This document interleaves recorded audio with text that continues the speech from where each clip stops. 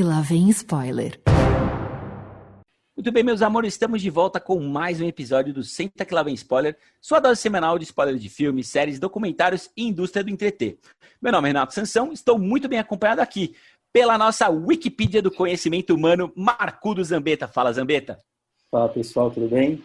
Cara, tudo ótimo. E a gente tem também aqui, velho, a volta do ninja de todas as artes, o nosso querido Pablo Miyazawa, que depois de ter visto a série que a gente vai comentar hoje, falou: Sansão, por favor, a gente precisa falar sobre isso, mudou minha vida completamente, e é por isso que a gente está gravando aqui com ele. E aí, Pablito, como estamos? Fala, Sansão, fala, Zambetta, muito prazer estar aqui com vocês para discutir séries, né? Porque a gente não discute só série boa neste espaço sonoro, a gente também fala de flopadas. Então, estou muito feliz aqui em vir colocar todo o meu rancor em cima de uma série que prometia, mas não cumpriu. Olha, gente, dentro de alguns segundinhos, vamos falar aqui de uma das principais apostas da HBO para o ano de 2020, a estrelada e controversa The Undoing. Vamos nessa? Stay away from my family. Crazy people do crazy things. And they think they can get away with it because they're rich.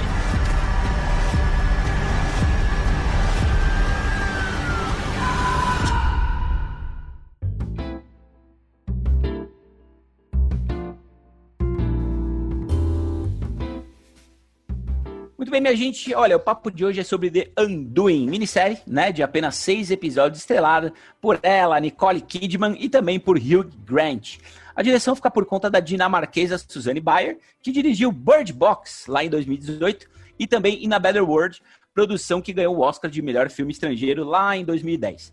Voltando aqui, minha gente, para The Undoing, trata-se de uma adaptação do livro You Should Have Known, escrito em 2014 por Jean Korelitz. E é por isso, né, gente, que a tradução aqui no Brasil ficou como Já Devias Saber, ora pois. Eu acho que é melhor a gente ficar com The Undoing mesmo. Olha, o showrunner dessa série é o David Kelly, responsável por 3 ótimas séries recentes, Goliath, Mr. Mercedes e Big Little Lies, né, que é a mais famosa de todas, e também foi onde o cara conheceu a Nicole Kidman. Queridos, The Undoing está com 7.7 lá no Internet Movies Database, o nosso IMDb, tem 75% de aprovação da crítica no Rotten Tomatoes e 3.5 de 5 no Letterboxd. Já nas timelines, a gente pode dizer que a série tem causado aí um mixed feelings na audiência, né? E a gente lembra aqui que The Undoing teve a maior audiência de um final de série desde Big Little Lies. Foram 3 milhões de pessoas que assistiram ao capítulo final na HBO e se acredita que esse número seja ainda maior pelo pessoal que acompanhou pela HBO Go. Bom, e para a gente começar nosso papo de hoje, quero ver aqui as primeiras impressões de vocês sobre a nova produção da HBO. Lembrando sempre, né, o nosso ouvinte, que o Senta que lá vem spoiler faz jus ao nome, né, e arrepia nos spoilers sem dó. Então, se você ainda não assistiu a série, recomendamos que dê o pause por aqui e dê o play por lá, tá bom? Eu acho que a série tem méritos, né? Começando pelo elenco, a gente vai falar mais pra frente. Eu também gosto da ambientação, é muito comum para uma produção se passa em Nova York a cidade se tornar quase que outro personagem, e ainda assim teve coisa que me incomodou, como a direção e a montagem, que são muito picotadas, eram várias cenas que eram cortadas, o menor indício de um conflito, enfim. E só reforça que o maior problema da série está na trama. Olha, eu vou confessar para vocês, eu tô muito atarefado nas últimas semanas. Eu não tinha ouvido falar dessa série mais do que o nome dela e o nome da Nicole Kidman. E aí um belo dia uma amiga minha falou, vou assistir Undoing. Foi essa semana. Falei, eu vou assistir também, só porque você tá falando. Já tinha acabado de estrear o último episódio, eu entrei no HBO ali e assisti os 6 episódios de uma vez, da mesma maneira que você, né? Eu peguei, comecei às 9 da noite, falei, vou assistir 1, vou assistir 2, vou assistir 3. Não, eu acho que eu vou terminar esse negócio hoje, 4:30 da manhã eu terminei. E eu não sei se eu me arrependo de ter assistido tudo de uma vez, porque eu acho que isso contribui para uma sensação amarga. Se você maratona essa série, é uma sensação talvez diferente de ter assistido semana após semana, como a grande maioria fez. Porque havia uma expectativa, né? Todos os episódios terminavam ali com não exatamente um plot twist, né, mas aquele gancho que você fala, meu Deus, o que vai acontecer no próximo episódio? E esse fator surpresa é diluído se você maratona, porque você simplesmente aperta o botão para ver o que acontece. Você vê que nenhum desses ganchos era de fato um gancho, era sempre um truque. Até aí, tudo bem. Normal, quando você maratona, você perde esse fator aí da expectativa que a gente sabia que era tão importante na televisão tradicional, né? E que faz a gente gostar de séries que nos abastecem com episódios a cada semana, como é o caso aí do The Mandalorian, que eu tô assistindo muito feliz, um por semana, e acho que tudo bem. Então eu caí na bobagem de assistir o Anduin todo de uma vez, e eu acho que isso contribuiu para minha sensação ruim, principalmente nos 2 últimos episódios. Talvez no último episódio, que parece... Eu não vou dizer que parece que ele foi feito por outra pessoa, nem vou dizer que ele foi feito às pressas. Acho que toda a complicação ali se dá na maneira como eles conseguiram resolver a trama. Eu não estava esperando um plot twist, eu não estava esperando uma surpresa. Logo de cara percebeu-se que não é uma série naquele gênero whodunit, né? Que é um tipo de gênero que eu adoro, né? Quem matou? Né, que é um trope clássico aí das narrativas, seja nos livros. Entre Facas e Segredos, né? Lembrando do Entre Facas e Segredos aí do Rian Johnson, que é um filme incrível. Tem vários desses gêneros aí. Agatha Christie, a gente gosta de saber quem será que matou, e parecia uma série que ia tocar nessa tecla. Aos poucos a gente foi percebendo que não era bem isso, era sobre relações humanas, era sobre expectativas. Tudo bem se fosse isso. Eu acho só que a maneira como eles resolveram concluir, e eu não vou nem entrar nesse mérito de, é diferente do livro, etc. Eu só acho que, o final, eles se apoiaram ali em alguns clichês que a gente estava acostumado a ver em novela ruim da Globo. Olha, cara, eu concordo. Eu acho que muito do que segura uma série e faz a gente ir até o final maratonar. Eu fui igual você. Comecei a ver até mais tarde, viu, Pablito? Era quase 10 horas da noite, comecei a ver e fui embora. Os 6 episódios in a row aí, cara. Mas quando o primeiro episódio é muito bom, quando o piloto é muito bom, e é o caso dessa série, o piloto dessa série, ele é muito bom, cara. A premissa é ótima. Quando a gente tem uma atriz específica, que a gente vai falar mais dela aqui, em tela, em cena e fazendo parte daquela trama, tudo se movimenta de uma forma muito interessante, cara. Então eu gostei muito disso. Só que eu fiquei muito surpreso. Como uma minissérie de apenas 6 capítulos consegue ter uma barriga daquele tamanho, cara. É muita barriga para apenas 6 capítulos. E eu concordo contigo. Talvez a experiência de ter assistido maratonado e não uma por semana, né? Como a HBO educa a gente já desde Game of Thrones até antes, né? Eu acho que talvez tenha atrapalhado também. E eu queria trazer uma curiosidade, né? O Cunha não tá aqui com a gente hoje, mas nem o Rafa. E o Cunha trouxe uma definição boa. Ele falou, cara, é um bom supercine. Pra supercine tá bom. Aí eu pensei, porra, velho, tinha um suspense bem do meia boca no supercine, né, não, Marcão? Tinha sim. Eu, ao contrário de vocês, eu fui acompanhando semana a semana. Eu acho que a expectativa, como o Pablo falou, que cada episódio vai criando, ajudou eu seguir em frente. No geral, eu não posso dizer que eu gostei da série. Eu realmente fiquei decepcionado com o final. Mas a série conseguiu me levando. Um ponto interessante, e que talvez seja o grande ponto alto, né, da minissérie, é o elenco. Né? Então a gente tem a Nicole Kidman, Hugh Grant, que a gente já falou, né, aqui nos papéis principais. A gente tem a presença do Donald Sutherland, que jamais esteve mal, eu não lembro desse cara mal, como o pai da Grace, aí da Nicole Kidman. O garoto Noah Jupe, né, que cresceu bastante, talvez você se lembre dele lá em Um Lugar Silencioso ou Extraordinário, né, e faz o filho do casal principal, o Henry Fraser. E eu destacaria também aqui a Noma Dumezweni, né, que interpreta a advogada de defesa aí dos Fraser com bastante competência. E eu queria saber de vocês, gente, vocês acharam que os nomes de peso são suficientes para segurar a bronca aí da série? Eu acho que sim.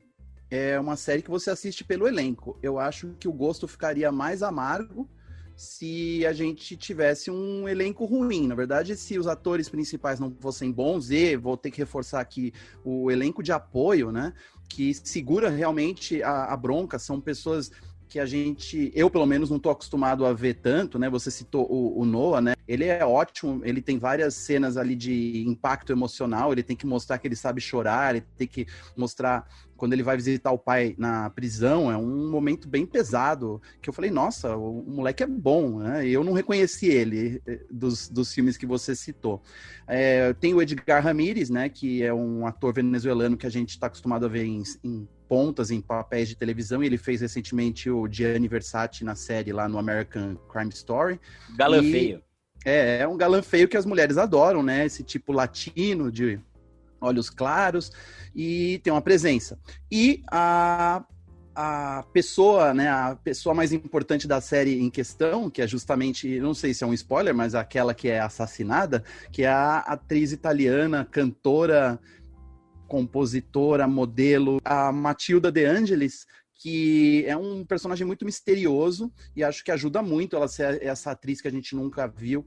Então, tem um elenco de apoio ali que, além dos, óbvio, o Donald Sutherland tá incrível, como sempre, e é legal ver o Hugh Grant e a Nicole Kidman em séries de TV, tendo mais tempo para desenvolver papel, né? O Hugh Grant tá bem legal, porque você não vê, lógico, ele já fez personagens ambíguos antes, né, vilões, digamos assim, né, que você não sabe exatamente se aquilo é charme ou se aquilo é um cinismo ou se o cara é realmente um maluco ou não é. Então o Hugh Grant tem bastante espaço para trabalhar. Eu achei isso muito bom. E a Nicole Kidman, eu particularmente eu não gosto tanto dela assim faz um tempo, né? Ela tá bem em Big Little Lies, mas eu gosto lá do tempo dela que ela brilhava em papéis de cinema, quando ela ganhou o Oscar por As Horas, por exemplo, ou Os Outros, né? Ela tem papéis dramáticos muito bons, e nos últimos tempos eu acho que ela perdeu um pouco até dessa expressão, e aqui eu vou deixar ambíguo por que eu tô falando isso, porque não é mais a mesma pessoa que a gente conhecia, ela tá diferente, ela fez uns tratamentos ali de beleza que modificaram a expressão dela, e a gente percebe isso, não é a mesma pessoa que a gente assistia antes. E eu acho que isso também colaborou para eu ficar um pouco incomodado em vários pontos, em vários momentos da Nicole Kidman, porque é estranho isso, eu queria até saber a opinião de vocês. Ela tá muito linda, maravilhosa, do jeito que a gente lembra dela em muitas cenas, e ela tá muito estranha, esquisita e irreconhecível em várias delas. Tinha várias cenas em que ela aparecia dormindo na cama dela, que se me falassem que aquela era qualquer outra atriz e não Nicole Kidman, eu ia acreditar. Não sei se você tem essa opinião também, e eu ouvi o Pedrinho Estraza falando isso lá no Cinemático, que a diretora tem uma obsessão com os olhos da Nicole Kidman, né? Ela faz um exame oftalmológico praticamente em todos os episódios. Isso me incomodou bastante também, cara. E em relação a Nicole Kidman, a coisa que eu mais pensava enquanto assistia a série é: por que não escalaram a Amy Adams para esse papel? Eu acho que a Nicole Kidman até combina com o papel. Eu acho que ela tem essa cara de ricaça, assim, que vive nessa nata da sociedade. Eu acho que essa cara de meio paralisada que o Pablo falou que ela tem, funciona bastante na sequência do julgamento. Eu acho que é muito boa aquela sequência. Ela tá lá, você dá a impressão que ela quer fazer aquilo e não quer ao mesmo tempo. Ela passa uma sensação bem ambígua. Eu acho que lá ela está muito bem mesmo. Eu vou dar aqui uns destaques negativos. Para mim, fica por conta do Donald Sutherland, não pela atuação em si, mas porque eu acho que o personagem dele só tem a finalidade de ser um banco, né? Tem uma cena que ele vai lá olhar o apartamento do marido da Helena, que não dá absolutamente nada. Tem aquele esporro que ele dá no diretor da escola, que parece do neto, do diretor da escola, do neto dele. Parece que é só para justificar a presença dele na série. E também a Lily Rabe, que faz a Sylvia, que é amiga da Grace. Ela começa a série de um jeito assim, toda confiante, meio imponente, e vai murchando, fica só uns sorrisinhos em busca de aprovação. Eu acho que tem muitos atores que foram mal aproveitados. Nossa, eu concordo totalmente com você sobre essa visão da amiga. É um papel que, o tempo todo, eu fiquei esperando que ela que fosse a tal da traidora ou alguma coisa, porque era tão estranha a presença dela, aquele tipo de assim, não, eu sou tua amiga, Nicole, eu tô com você até o fim, vou segurar tua mão, todo mundo tá virando a cara pra você, eu tô com você, e ela sempre aparecia nos momentos meio estranhos. E aí, e você falou agora da cena do Donald Sutherland, desculpa pra quem assistiu a série, eu só lembro dos nomes dos atores, não lembro nomes de personagens.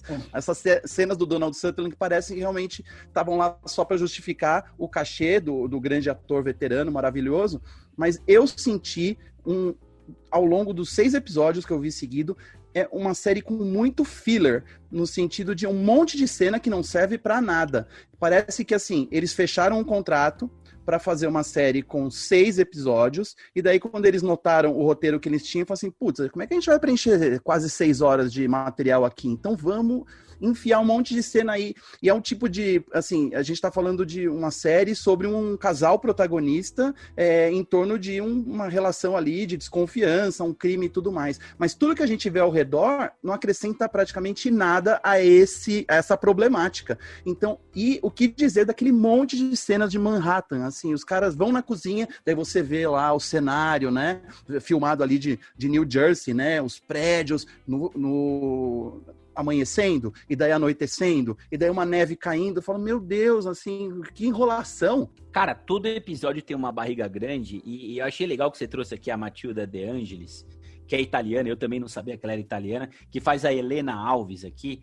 E, cara, eu fiquei tão encantado com ela, com as participações dela, com aquela coisa diferente que estava começando a rolar entre ela e a Nicole Kidman ali, que quando a gente vê ela praticamente 5 episódios na mesma cena, que é, digamos aqui, né, a cena do crime, né? Então é sempre a mesma cena, você quase copia e cola ela lá, né, indo pra trás e pronto, tem o crime. Eu falei, cara, poderiam ter aproveitado muito mais ela, tanto viva, né, quanto em flashbacks mais inteligentes, né? Os flashbacks que tem com ela, né, nas cenas do casal, nossa, eles são encaixados, cara, de uma forma tão problemática, pelo menos pra mim, né, que é a visão do menino, com aquela coisa meio embaçada, com aquele visual de novela, né, Marcão? Te incomodou também, velho? Os flashbacks, pra mim, são um dos maiores problemas da série, porque a Nicole Kidman, ela fica vendo aquilo lá desde que ela sabe da morte, né? E aqui a gente vê a imagem em primeira pessoa. Então a gente pensa, das 3, uma. Ou ela matou, ou ela estava lá e viu que matou, ou ela ficou tão impressionada que ela ficou imaginando aquilo. Só que no final a gente vê que ela estava vendo os flashbacks do marido, não faz sentido nenhum. Isso aí são elementos para confundir o público, né? Você tá lá vendo a Matilda, desculpa, a Helena olhando pra gente, e daí tem aquela cena lá que descobrem que ela pintou um quadro, né, da personagem principal, e daí tem aquelas cenas dela pintando e olhando, te leva a entender, pô, a Nicole e ela tiveram um caso em algum momento, e ela posou pra ela, né, me pinte-me como uma das suas francesas, né, e não era bem aquilo, mas tudo isso contribui pra gente chegar no último episódio pensando que, não, a gente vai descobrir algum negócio aí. Eu não sei se muito desse amargor que o final deu pra mim e pra muita gente tem a ver com o fato de que a série quis enganar a gente de uma maneira meio barata, sabe? Uma maneira meio cheap, no sentido de assim, pô, podia ter caprichado um pouco mais nisso. Talvez o material base, né, o tal do livro, não fosse realmente aquela maravilha que permitisse essas múltiplas leituras. Aliás, acho que a gente tem que falar um pouco de como a série e o livro são diferentes, inclusive na conclusão, porque daí talvez a gente possa até passar um pouco de pano para o livro, né? Talvez o livro não seja tão ruim assim, porque eles não escolheram terminar a série do mesmo jeito que o livro, né? Então você fica pensando, para eles terem que adaptar isso, é porque eles acharam que o final do livro não funcionaria na série que eles estavam querendo construir, que era baseado justamente nessa ambiguidade dos personagens, que faz a gente pensar, será que foi ele mesmo? E se foi ela? E se foi aquela outra pessoa? Até o final a série fica tentando insistir pra gente que pode ser que tenha sido outra pessoa, talvez alguém que a gente nem sabe quem é. E talvez o livro, eu não li, então quem leu pode comentar aí, talvez o livro não seja assim, talvez o livro não dê esse espírito de quem foi, e sim se concentre realmente na relação entre o casal. Que é isso que os defensores da série estão falando pra mim nas redes sociais. Não, é porque não é uma série sobre crime, é uma série sobre desconfiança de uma mulher casada com um homem há 20 anos, que não, pelo jeito ela não conhece bem o cara com quem ela se casou. Essa tentativa de emular aí Big Little Lies e Garota Exemplar talvez seja um problema também, né, cara? E eu colocaria, viu, Pablito, muito na conta da diretora. Porque ela também, né, vale a gente lembrar aqui de novo, ela é diretora de Bird Box. E Bird Box, cara, é um livro legal, é uma história muito interessante, né? É um filme que foi super bem na Netflix, apesar de ser um filme bastante contestável, uma das maiores audiências da história da Netflix. Foi Bird Box lá com a Sandra Bullock em 2018. Só que o trabalho em tela de Bird Box é uma coisa muito confusa, cara. É um negócio que você quer entrar, você quer comprar aquilo, você pagou ingresso, você tá ali com a pipoca, você tá maratonando de madrugada ali, disposto, só que você acaba não comprando, cara. E muitos dos problemas que eu vi lá em Bird Box eu encontrei aqui também The Undoing, cara. É uma diretora que eu não sei se ela vai muito pro drama, se falta um pouco da sagacidade do suspense, do policial, de quem matou, como você colocou aqui. Quando a gente lembra de Entre Facas e Segredos, você tem pitadinhas de humor, né, que deixam tudo mais gostoso, mais leve, mais divertido. E eu achei muito peso aqui, né, Zambetta? Eu não li o livro que deu origem para The Undoing, mas eu li Bird Box, assisti o filme. Realmente, a adaptação está bem abaixo do livro. Se for ver, The Undoing tem a ver com a desconstrução do casal, imagino eu. Só que a série vai mais para esse lado de tentar te enganar o tempo inteiro, né? E eu acho que não consegue ser muito eficiente nisso. Você fica até com a pulga atrás da orelha com relação a alguns personagens, a própria Grace. Você desconfia do Fernando, que é o marido da Helena, até porque a advogada força isso, tem até alguma coisa consciente por trás. Só que, puxando o que o Pablo falou da Silvia, amiga da Helena, tinha uma teoria na internet que ela podia, talvez, ser assassina, porque ela estava sempre orbitando por lá, mas de um jeito meio discreto. Ninguém percebia, mas ela estava sempre por lá, né? Só que eu acho que a narrativa não se sustenta. Tem essa questão que eu falei dos flashbacks da Grace, e tem também a questão do próprio personagem do Hugh Grant, que ele é pintado como um sociopata no final, só que os atos dele não se confirmam, né? Tem aquela história lá que ele foi responsável pela morte da irmã e depois ele não teve ação nenhuma, mas isso é algo que você pode esperar de um garoto de 14 anos que passou por um trauma daquele e bloqueou no cérebro para poder conviver com aquilo. Eu li alguém falando que se o personagem da Nicole Kidman não fosse uma psicóloga, mas fosse uma engenheira elétrica, fosse, sei lá, uma influencer, o filme seria mais verossímil, porque como uma psicóloga que é justamente especializada, ela é uma PhD, né, uma das maiores de Nova York, especializada em ler as pessoas. Em Harvard. Em Harvard, casada há 17 anos com um psicopata e não percebe isso. E outra, o cara é um psicopata e ele tem traços, né, de sociopatia, porque afinal ele não tem empatia. Então, e ele vai lá e demora pelo menos 30 e tantos anos para isso ser despertado nele. E ele abre toda a história da irmã para ela, assim, ele fala tudo, como aconteceu, cara.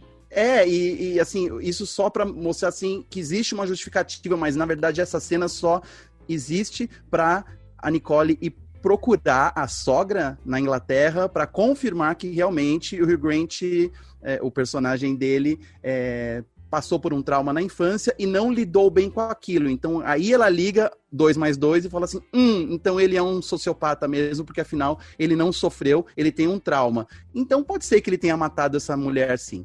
E outra coisa que eu acho complicado numa série que se passa em um tempo tão curto é a relativa facilidade com que ela supera, não o fato do marido ser um suspeito de um crime, mas a própria traição em si, né? O fato dele ter um caso amoroso e ele confessar isso para ela e confessar várias vezes que estava apaixonado pela Helena, só que ela não mostra isso trabalhando isso, né? A dor de corno, vamos falar assim. Não existe esse fator. O fator dela é sempre essa desconfiança do tipo, meu Deus, esse cara pode ser um assassino e eu não enxerguei isso. Será que ele é? Será que ele não é? Mas assim, o fato até dela ter sido chifrada por um tempão, e ela falou, eles estavam melhores do que nunca, né? Era um casal que ainda se desejava e fazia sexo e tinha uma vida cotidiana gostosa.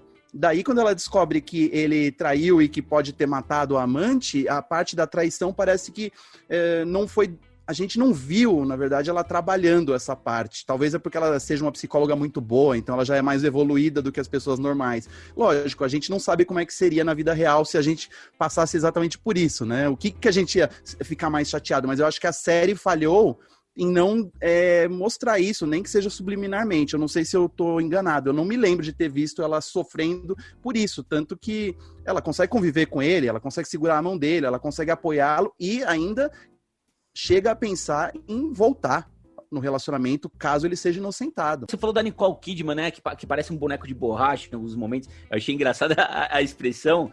Mas quantas marcas que tem de expressão no Hugh Grant, né, cara? Eu não sei se o Hugh Grant hoje está exatamente dessa forma, ou fiquei na dúvida, ou se até tem um trabalho ali de maquiagem para deixá-lo marcado pela vida, um cara que passou por muitas coisas e tudo mais. O que vocês acham?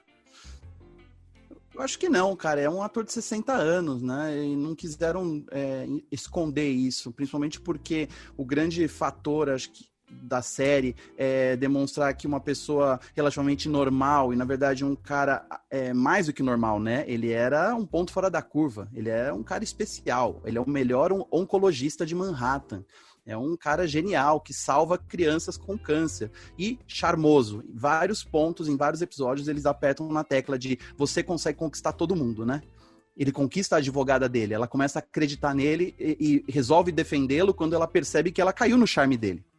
E assim, isso vai acontecendo ao longo da série. É sempre reforçar que ele é incrível, magnético, e que você não tem como não acreditar num sujeito desse. O sotaque britânico, o sorriso, mesmo os dentes tortos ali, é o Hugh Grant. Então eu tô vendo aqui fotos recentes dele, ele realmente tá marcadão por rugas. Eu não acho que houve uma tentativa de enfeiá-lo, não. Acho que, na verdade, ele tá mais bonito do que quando ele surgiu na carreira ali na época do 4 Casamentos e um Funeral, né? Que ele era aquele tipo de inglês feio, mais charmoso. Parece que ele envelheceu.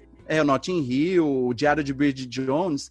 Ele tá bem, eu acho que ele tá bonitão, inclusive, pros 60 anos dele. Bom, minha gente, olha, eu acho que a gente já pode, né, tirar o elefante aqui da sala e falar do episódio final de The Undoing, né, que alçou recentemente a série aos Trend Topics lá no Twitter e vem gerando bastante debate. Eu queria saber se vocês gostaram da resolução final, né, e se a gente tem ali um payoff para todo o suspense gerado nos capítulos anteriores. Fala aí, Pablo. Depois que eu vi o final, eu fiquei incomodado, eu falei, nossa, né... Bom, eu sou chato mesmo, então eu não gostei. Daí eu fui ler a respeito, procurei reportagens, entrevistas com o diretor, elenco... E ninguém tocava nesse assunto aí, o final é ruim. Daí eu comecei a ler críticas brasileiras e rede social, e aí eu vi que o negócio foi muito malhado mesmo. E até uma amiga minha falou, se você tivesse sabido que o final tinha flopado, você não teria visto, né? Eu falei, provavelmente não. E quando eu comentei no Twitter que eu tinha perdido 6 horas da minha vida, muita gente, de verdade, mais de 10 pessoas falaram, obrigado, então nem vou perder meu tempo. Eu falei, não, calma, não é assim. É uma viagem de carro de 6 horas, as 5 horas e meia de viagem são incríveis, mas você chega lá, a festa é horrível, digamos assim. Então, eu não acho que... eu não desrecomendaria essa série pra ninguém. Eu acho que é aquele tipo de coisa que você tem que ver, mas assim, se você tem 10 séries pra escolher, talvez não seja essa, porque hoje a gente é muito movido ao desfecho, né? A gente quer uma conclusão satisfatória porque a gente perde muito tempo maratonando, gastando horas e horas nas séries. As pessoas esquecem que séries como Lost, por exemplo, tinham 20 e tantos episódios por temporada, e a gente via 80, 100 episódios daquilo, e aí, por 7 anos, 8 anos, daí você realmente espera que aquilo compense. Se a gente pensa numa série de 6 horas de duração, menos do que isso, a gente fica esperando uma grande conclusão, é porque a gente tá muito mimado mesmo. Então eu te digo, eu não achava que o final tinha sido tão ruim, até eu ler a respeito depois, e ler as opiniões das pessoas. Eu falei, eu entendi o que me incomodou. Esse negócio é meio esquisito. Precisava desses últimos 10 minutos. Nossa, isso parece uma novela, né? Que coisa estranha. E daí as pessoas começam a entrar em outros detalhes, né? Por exemplo, a transformação do personagem do Hugh Grant, quando ele tá dirigindo o carro na direção da ponte e o filho dele começa a ficar assustado, ali ele vira o psicopata. A gente fala, nossa, o que aconteceu? Qual foi o gatilho aqui, né? Plim, ele virou, dele se transformou imediatamente. Você achava que em qualquer momento ele ia jogar o carro pelo precipício, que ele ia enforcar o moleque, que ele ia tirar uma arma, que ele ia jogar o carro... Eu esperei por isso, cara, ele jogar o carro da ponte, ou ele pular e ir junto com o moleque. Eu fiquei esperando alguma coisa assim. Ele vai de frente pro carro, a gente imagina, né? Vai bater. Até a série faz isso. E muita gente falou, a série poderia ter acabado no tribunal, na hora que ela finalmente faz o plot twist, né? E revela que era tudo um truque para ela poder falar o que ela pensava, e de um jeito, assim, nada circunstancial, né? Por exemplo, ele seria condenado, então, no dia seguinte do tribunal, porque descobriram que ele não tinha tido trauma depois que a irmãzinha dele morreu. Isso não devia ser um fator para, digamos, incriminar. Acho que tinha outras circunstâncias, outras provas, DNA, etc., que transformariam ele num culpado. Mas esse foi o gatilho, né? Quando foi revelado. E eu não acho que tenha sido um grande motivo assim para revelar que para ele surtar, digamos assim, né? Snap. Ele deu um surto, resolveu sequestrar o filho dele e falou assim: agora eu vou me matar com meu filho, e é isso aí. Concordo totalmente. Se tivesse terminado na hora que ela sai do tribunal com o pai dela, tava ótimo. Porque aquele prólogo é desnecessário, uma tentativa de criar tensão, e até cria pela boa atuação do Hugh Grant no Ajuda, principalmente. Mas também aí vem a perseguição de helicóptero, vem aquela coisa toda. Enfim, se precisasse colocar aquilo, a minha sugestão era que terminasse com uma imagem do Hugh Grant pulando, o filho segurando na mão dele, aí corta, deixa no ar. A história já estava resolvida, e não precisava ficar aquele gosto de finalzinho feliz tosco, sabe? Eu não tinha me atentado que a diretora era a mesma de Bird Box, e quando eu finalmente percebi, fez todo sentido. Eu achei Bird Box um filme muito cafona. Parece um filme feito para TV, mas no mau sentido. Aquele tipo de coisa que parece que é um filme que precisa explicar muito as coisas para as pessoas, né? Se não mostrar, não entende, tem que ter um final eficaz para as pessoas ficarem felizes, né? Então precisa ter uma grande conclusão satisfatória para você desligar a TV e falar: que legal, vou dormir tranquilo. E parece que essa foi a intenção, só que isso não combina com o que a gente está acostumado a assistir no HBO. HBO é sangue, é porrada, exatamente, uma coisa disruptiva, cara. né? Então, se você falasse que essa série tinha passado em qualquer canal norte-americano, ou mesmo se fosse uma série da Netflix, estaria perfeito. Os assinantes do HBO estão acostumados com outro nível não apenas de narrativa, técnica e tal, mas de impacto. Você gasta ali as suas 6 horas, mas você quer se sentir bem tratado como um espectador adulto, que aguenta o tranco, sabe? E o que essa série tem? Ela coloca essa parte do conteúdo adulto, repetindo a cena do assassinato, todos os episódios, o mesmo frame do martelo batendo na cabeça da Helena, né? Nem para variar um pouquinho, nem para trocar, e forte demais, né? E daí o exagero de ficar mostrando a cara dela toda mutilada, naquela foto ali, você imagina que aquela maçaroca realmente é um rosto de uma mulher que tomou 11 marteladas na cara, mas assim, é isso, só que por outro lado, quando você termina a série daquele jeito, novelístico, né, helicóptero, redenção, mãe abraçando o filho, o vilão sendo preso com algemas, naquele sol, aquele ângulo ali superior, parecido muito com Bird Box, em várias cenas, e daí você pensa: nossa, fomos enganados, o assinante do HBO foi enganado, porque não é isso que eu tô pagando, não tô pagando pra ver esse tipo de novela. E é legal a gente lembrar, né, Marcão, a gente gravou junto aqui um episódio sobre Succession, né, pra mim, a melhor série dos últimos tempos, assim, com larga vantagem. Também é uma produção HBO, né? Também trata aí de pessoas com muito e muito dinheiro. E tem, né, Marcão? Tem uma classe ali, tem um estilo, tem um roteiro diferenciado, né? O elenco também é bom, como a gente tem aqui em The Undoing. Mas ela é muito mais interessante, ela é muito mais encorpada, né? Tem nem comparação uma série com a outra. É outra pegada, são personagens muito mais interessantes, a trama é muito mais interessante.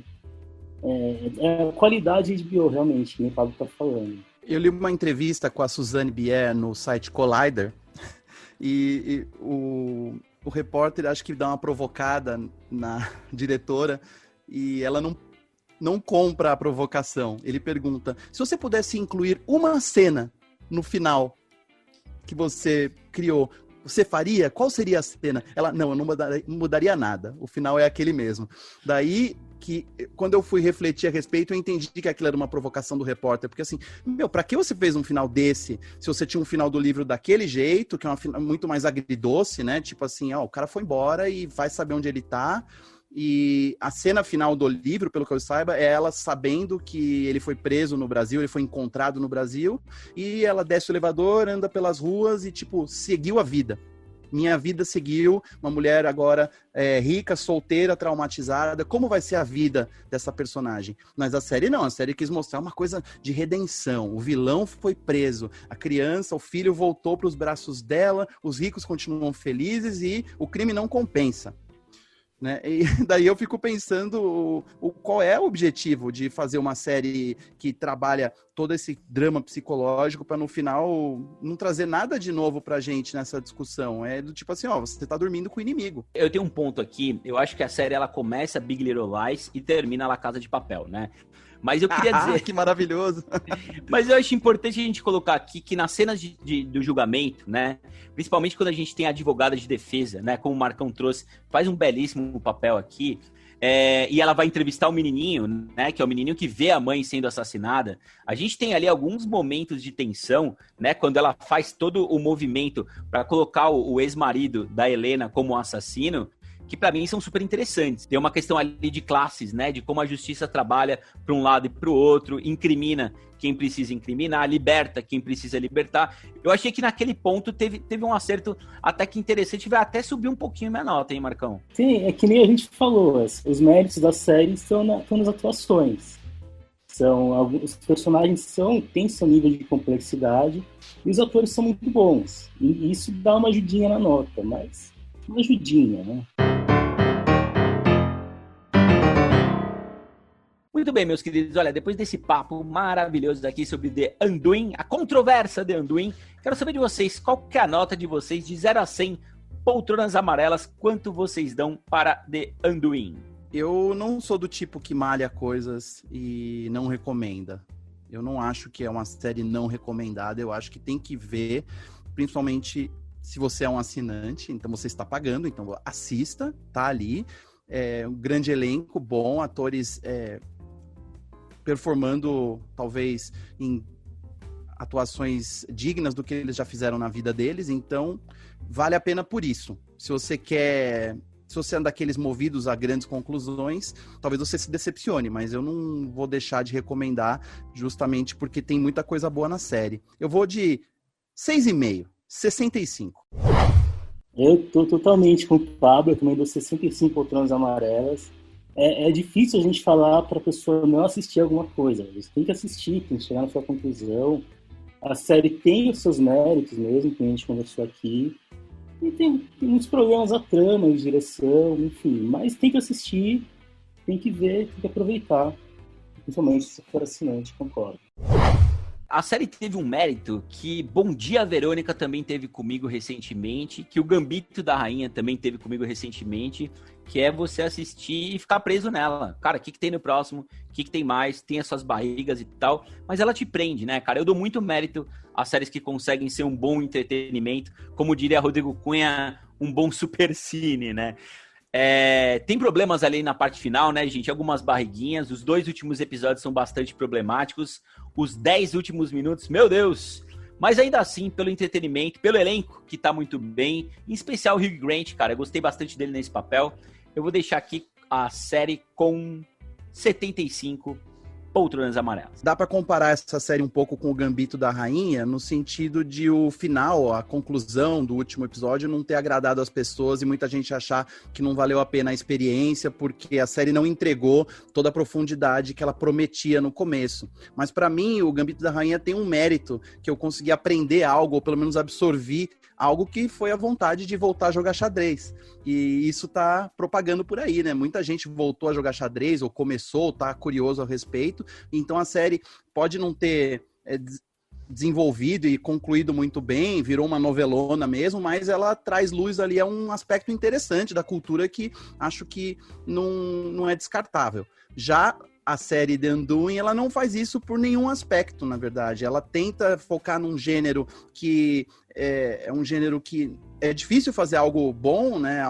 Que é o whodunit, essa coisa de quem matou, mistura ali com drama psicológico, daí vira um filme de tribunal em algum momento e no final acaba como os filmes do Supercine ruins. Lembra daqui, minha gente, que a gente ficou com a média de 68 poltronas amarelas para The Undoing.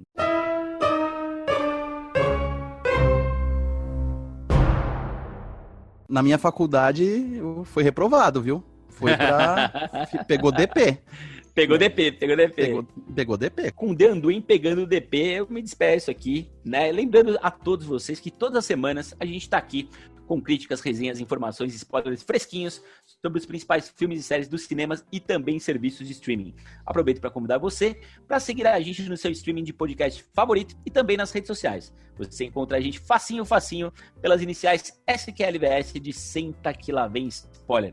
E olha, queria agradecer aqui mais uma vez pela presença encantadora, nosso querido amigo Pablo Miyazawa. Obrigado, Pablito. Obrigado, Sansão. Obrigado por permitir que eu entre nessa sala muito bem frequentada. E foi um prazer discutir aqui com vocês uma experiência tão pesada e intensa que eu tive essa semana. Muito obrigado por deixar eu colocar tudo para fora. Marcudo, obrigado pela presença, querido. Obrigado, pessoal. Até a próxima. É isso aí, minha gente. Deixa vocês um abraço apertado, de longe, né, de cotovelo. E até a próxima.